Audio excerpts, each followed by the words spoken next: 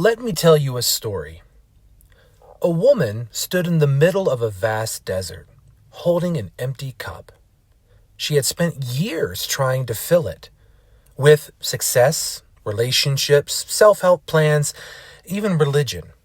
But every drop she added evaporated almost instantly. One day, exhausted and defeated, she fell to her knees and whispered, "I can't do this anymore." And in that moment, when she let go of control, a hidden stream appeared. Water poured freely, not because she earned it, but because she stopped trying to earn it. Here's the truth that story teaches us. Sometimes emptiness is the doorway to fullness. It's a paradox. It doesn't make sense in a world that rewards effort, achievement, and self-sufficiency. But it's the core of one of the most famous and most misunderstood teachings of Jesus. Blessed are the poor in spirit, for theirs is the kingdom of heaven. Today we're going to unpack this verse, not just as a dusty saying from an ancient text, but as a powerful, transformative truth that can change how we live, love, and lead. Because here's the big idea. The kingdom of heaven isn't earned, it's received. And the doorway to receiving it is spiritual poverty. Now, when Jesus said, "Blessed are the poor in spirit," he wasn't talking about being sad or meek or even financially poor. The word poor in the original Greek, ptokos, means utterly dependent. Think about someone who is completely reliant on others to survive. It's not casual humility, it's desperate dependence. And spirit, pneuma, refers to the deepest part of who you are, your soul, your essence, your connection to something greater than yourself. So what Jesus was really saying was this: blessed are those who realize they cannot do this life alone. Blessed are those who stop pretending they have it all figured out. Blessed are those who bring their empty cup to God and say, "I need you." But let's be honest, that feels uncomfortable. It feels vulnerable. In our world, we're taught to hustle harder, to fake confidence and hide our weaknesses. But here's the first paradox of grace. When we admit our emptiness, we create space to be filled. In Jesus' time, wealth, power, and religious status were seen as evidence of God's favor. If you were successful, you were blessed. If you were struggling, you were forgotten. But Jesus flips that narrative on its head. He says it's not the strong, the proud, or the accomplished who are closest to God. It's the humble. It's the dependent. It's the empty. And here's the kicker. It's still revolutionary today. We live in a culture obsessed with self-reliance.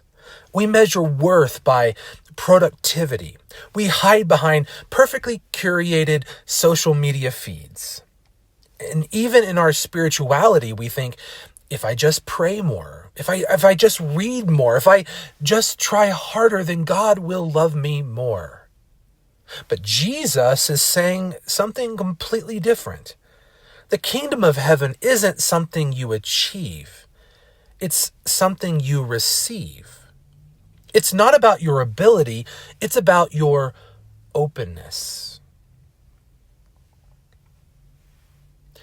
Let's pause and ask, why do we resist this so much?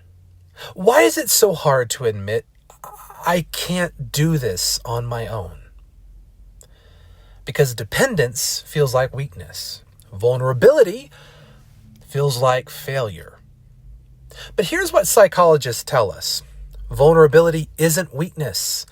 It's the birthplace of connection, intimacy, and growth. Dr. Brené Brown puts it perfectly. You cannot selectively numb emotions. When you numb vulnerability, you also numb joy, gratitude, and love. Spiritual poverty isn't about despair. It's about honesty. It's about admitting, I need help. I can't fill this cup on my own. And paradoxically, that's where freedom begins. This isn't just an emotional or spiritual truth. It's backed by neuroscience. When we admit our vulnerability, our brains release oxytocin, the bonding hormone. It's what helps us feel connected and safe.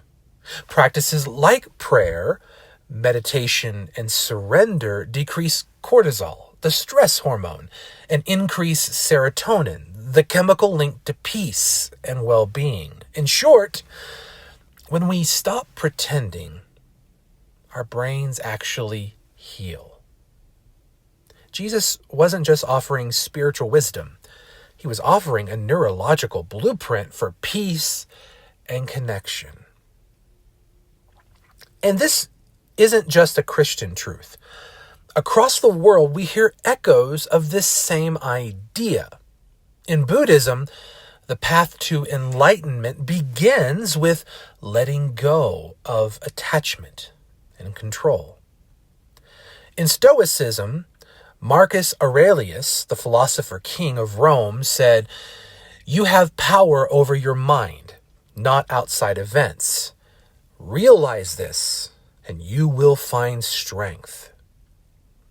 Sufism, in Islam's mystical tradition, surrender, taslim, is seen as the key to divine connection. Different traditions, different languages, but the same core insight. The doorway to fullness begins with emptiness. So, let's make this practical. Number 1, admit your spiritual poverty daily. Just take 5 minutes each day. If you can't do 5, start with 1. Sit in stillness and say, I cannot do this alone. I need grace. Number 2, be vulnerable with someone you trust. Let someone see your struggles. Share your emptiness. Number 3, release control in one area of your life.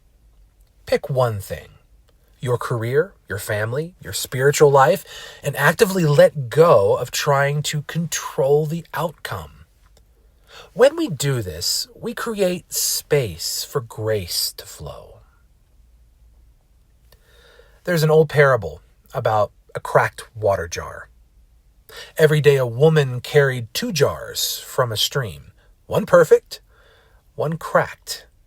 The cracked jar leaked water along the path. One day the jar said, I've failed you. I'm broken. But the woman smiled and said, look at the flowers growing along the path. I planted seeds there, and your cracks watered them every day. Some of us feel like that jar, cracked, failing, insufficient. But those cracks, they're where grace flows. They're where beauty grows. Jesus didn't say, blessed are the poor in spirit, for one day they'll earn the kingdom of heaven.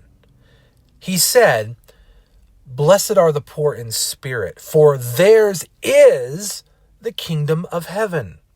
Right now, right here, in the middle of your mess, in the middle of your brokenness. You see, the kingdom isn't waiting on the other side of your perfection. It's waiting on the other side of your surrender. Where in your life do you need to stop striving and simply open your hands to grace.